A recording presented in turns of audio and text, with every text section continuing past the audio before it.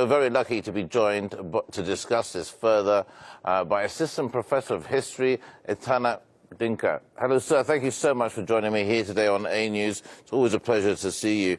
You know, it's quite strange, we'll get straight to it, it's quite strange that the US get involved now because of a heritage site. What about the thousands of people that need humanitarian aid? Surely that's more important than some heritage site that needs protecting. But getting to all of that, I mean, with all this innocent people, what's going to happen with this conflict, Ethiopia? How is it going to end? Right. Thank you very much. The concern for the UNESCO heritage site at Lalibela tells a lot of story.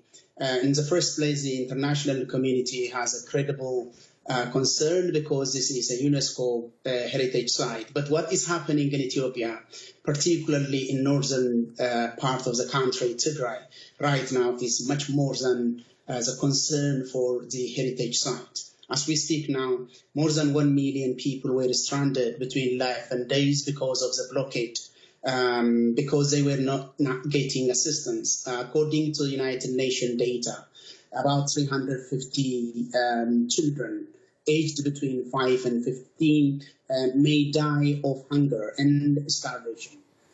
So that is what is going on the ground right now, weeks after the federal government declared about the unilateral ceasefire. The Amara region itself declared a war which would mobilize the entire region, calling for every able-bodied people to campaign to Tigray. Unfortunately, they were not successful. Tigray is pushing further into the heartlands of the Amara region. But let me add you one very quick idea about the concern for the heritage sites.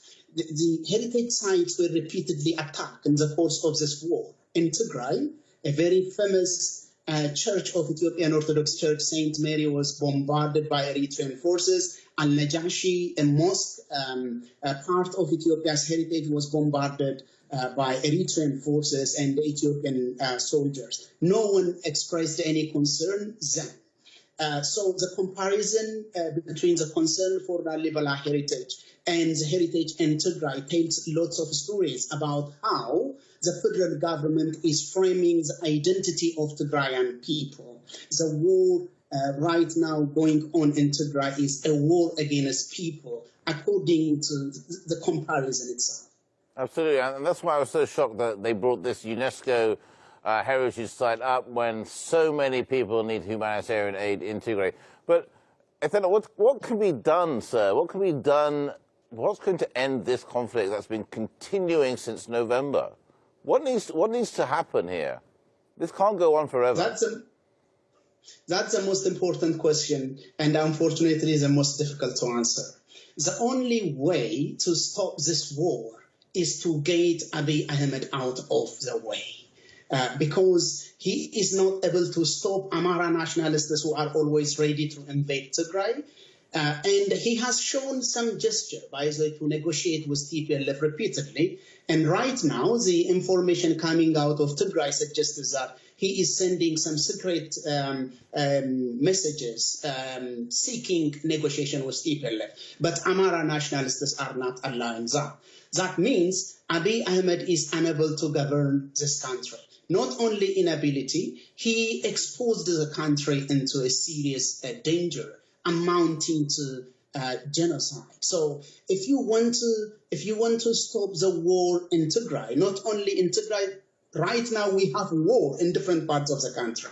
In Oromia, in Benishangul, in Afar, we have wars. So if you want to stop this war, you need to restore the territory of Tigray. You want to take Tigray out of the blockade, which would not happen as far as Abiy Ahmed is in office, because Abiy repeatedly labeled Tigrayan identity as enemy of his regime, which is very dangerous. So the quickest way to stop this war is neither negotiation nor bargain. It's to get Abiy Ahmed out of office. Right, fair enough, and very well said. Do the Tigrayans have any allies in the region that they can help bolster their claims, or Can they get United Nations representatives to the United Nations to show that they want to be an independent state? Is that a possibility? Tigray is a core part of the Ethiopian state, historically. Given the problems, given the dangers that Tigrayan people were exposed to and being exposed to in the course of this war, it's legitimate if Tigrayan people ask us for independence or a separate state. But that is not what we hear from the government of Tigray right now. In the statement they issued just a few days ago, they stated few preconditions for negotiation, and none of this point suggest about secession of Tigray. And that is not going to be a solution, unfortunately. Tigray seceding from Ethiopia is not going to be a solution. So the Tigray government at the moment is very much determined to restore the people's ability to determine their fate by their own right, but they haven't shown any gesture of traveling, navigating their country towards secession. So basically, the Tigray people want to be able to represent themselves in the government of Ethiopia. Am I understanding that correctly? Definitely. And Abiy Ahmed is saying no. I don't want any Tigrayans in this government. Why not? I mean, if the country is made up of different factions, surely the ruling government should have representatives of each person. No? Isn't that the most thing that makes sense?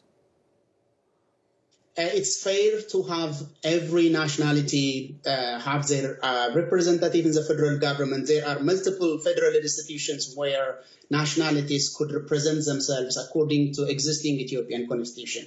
There is House of Representatives, there is House of Federation, there is a cabinet at the federal level, lots of institutions, and the Tigrayans may get their own share out of this. But Abiy and his Amara allies are not willing neither to allow Tigrayans to rule their own region or have a representation at the federal government, let alone to have representation at the moment. Tigrayans are not able to live a peaceful life. Business people and civilians are not living their own life in different parts of Ethiopia right now. The Ethiopian government seems to have passed an order where every Tigrayan would be arrested and taken to a unknown destination. And that is what comes, the horrible news that comes out of Ethiopia every day. But this kind of handling citizens has been happening everywhere, particularly in Oromia. I understand, sir. I mean, one of the things I read today was that the Tigrayans were moving into Amhara region, perhaps threatening that region. But I think one of the spokespeople from the Tigray, the TPLF, they said, we're not moving into Amhara, we're just trying to access the roads so humanitarian aid can get through. I mean, is Abiy Ahmed stopping this humanitarian aid to get to these thousands of, hundreds of thousands of people that are starving? Is he stopping the aid getting through? Yeah. The federal government is stopping the aid getting through, and this is evidenced in the data that comes out through the United Nations agencies and different donor organizations. And the intention of the Tigrayan forces penetrating deeper into the heart of Amhara land is not to occupy somebody's land. It is to open a gateway into their country to save millions of lives, like the General Sarkan clearly said, the Commander-in-Chief of the Grand Defense Forces, clearly said on BBC last time that he wants, and his government wants, the immediate end of blockade so that millions of lives could be saved. I am sure the Tigrayan forces would be happy to leave Amhara region if they get back all of their lands and the blockade would be ceased. Indeed, sir. Ezana, thank you so much for joining me today here on A News. It's always a pleasure to talk to you, sir. Let's hope that there is some form of resolution between the Tigray and Abiy Ahmed. Honestly, it's devastating to hear. Thank you for your time, sir. Take care and stay well.